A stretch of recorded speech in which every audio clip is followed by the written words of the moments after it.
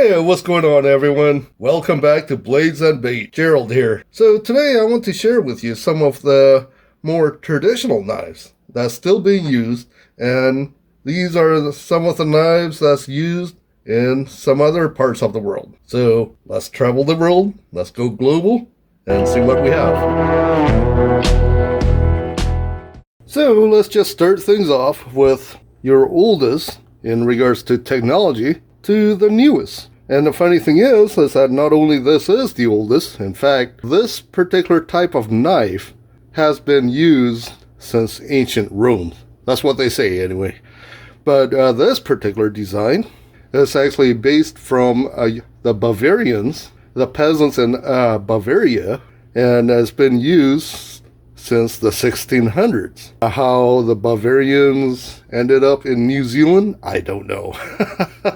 Anyway, the first one that we have, this is made by Svord. This is your Svord Peasant knife. I picked this up many years ago. Probably sometime in the late 90s or early 2000s. And I absolutely love the design. It is just unique. It is different. I've never seen anything like that.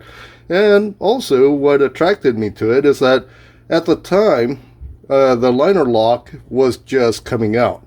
And for most parts, the liner lock knife was still fairly expensive. When I saw this, I saw it at a gun show or a knife show. And this one guy, he have a whole entire display of the Svord knives. It's no nonsense, no frills, no bells, no whistles. It's just a good knife. I mean, it's very simply made. You have those two slabs right here of plastic, and it's basically pinned down with those two brass rivets. Yes, being it as high carbon, you do need to coat it with oil every once in a while to keep it from rusting. It's absolutely lightweight. I mean, you drop it in your pocket, it just disappears. You won't even feel it.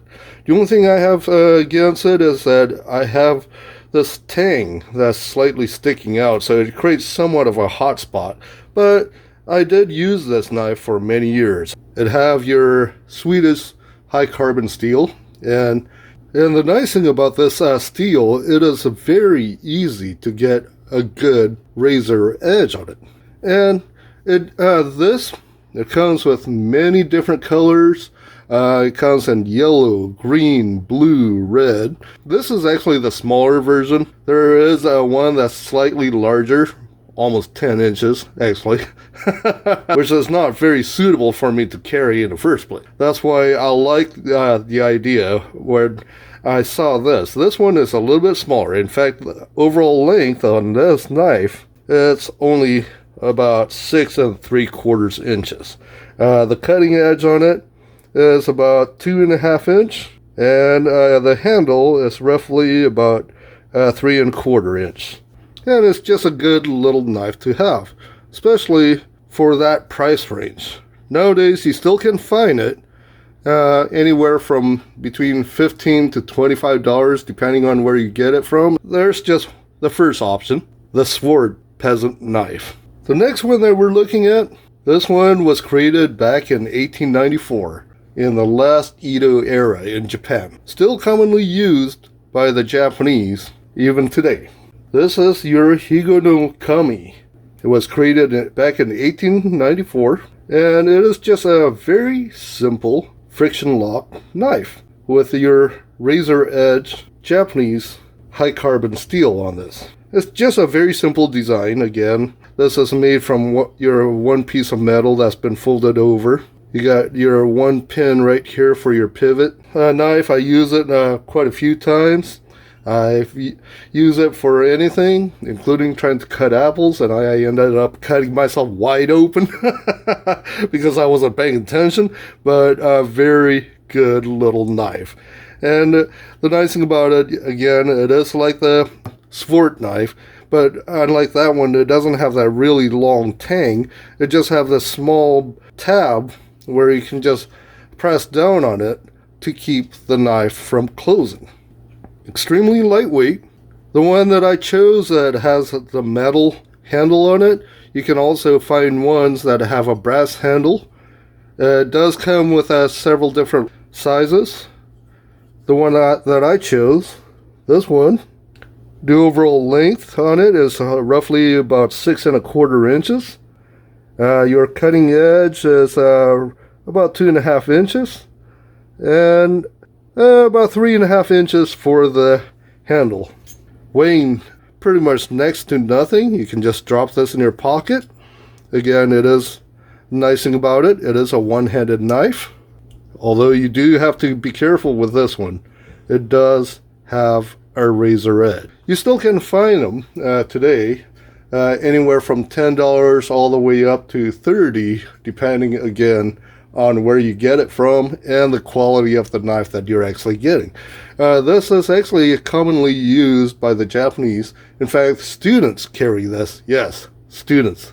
Unlike in here where you get kicked out for just carrying a bread knife. But it's also commonly used by the gardeners, woodworkers, and yeah, it's a good little pocket knife. The next one, this one probably have the most interesting history behind it. And for most people, when they think of your lockback knives, they will probably think of your classic Buck 110, which came out back in the 70s and has been shown in many movies. The truth to the matter is that the lockback knife has been invented over 100 years ago. In fact, similar versions of this and a similar style to this was created in Germany. This one was actually made in 1856, and it was a common knife that was used by the Germans during that time. Even though this knife itself was never officially issued to the troops, many of the German troops during World War I used a similar knife to this. This is called the Mercator, a very slim, lightweight lockback knife. Have a nice tight lock on it. It feels comfortable in your hands. There is zero blade play, and I do admit, out of the knives that you see here, this is the one that I probably used the most, since this was one of the few that had a lock on it. Made from Solgen, Germany. Has your German stainless steel. Extremely lightweight. I like that red spacer in the back. This also comes in quite a few different colors and variants. I have used this one for almost everything. Anything from cleaning a fish to food preparation to cutting rope. I have used this and I have carried it, especially when I'm going hiking or camping, for the fact that, again, it's one of the few that have your lock. This one is a little bit larger than the most, but the nice thing about it is still very slim. This one, overall length on it is about 7¾ inches. The cutting edge on this is roughly about 3½ inch, about 4¼ inch handle. But again, the nice thing about it, it is so lightweight and plus so slim that you won't even notice it when you have it in your pocket. Great option to have, and especially for an EDC knife, I would highly recommend this one. I've never had any issues with it, just a good, solid knife. This one, you still can find them anywhere from roughly about $20 up to $25. This one is your Mercator. And finally, the knife that we have here, there's a lot of different variety of this knives. It comes in all sorts of handle materials, whether you want it in plastic or wood. It comes in several different sizes, anything from they rate it in numbers, anything from 1 to 12. The one I got here is the Opinel number 7. And the Opinel was actually created in the 1890s in Savoy, France. What makes this one so unique is that they have this twist lock right here. Now the knife itself is Well, it's pretty much almost like a fixed blade knife. Ultra thin blade, very slicey, high carbon steel. This one still have good razor's edge on it, weighing next to nothing. I mean, this is extremely lightweight, especially if you're planning to go hiking, and if you're one of those minimalists, this knife will probably be more suitable for your needs. Good. It feels great in your hand. There's no hot spots. You have this little lip right here where you can just grab a hold of it and choke up on it. This is the Opinel. Retail price on this, you still can find it for anywhere from $20 to $30. Again, it all depends on the size and the quality that you're getting. But typically, most of them are still very affordable. Overall length on this is roughly about 7 inches overall. 3-inch is your cutting blade, 4-inch is your handle. The one I picked up is the one in purple. Again, there's a lot of different varieties that you can choose from. They have it in blue, red, green. Or if you want, you can also stick with a more traditional handle, which is wood.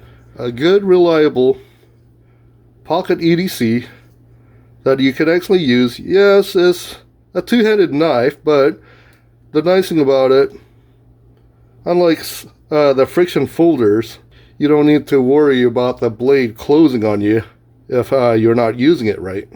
And that is the Opinel. That's pretty much all that I have to say.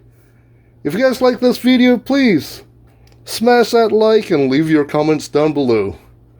Consider subscribing for some more knives, fishing, and kit videos.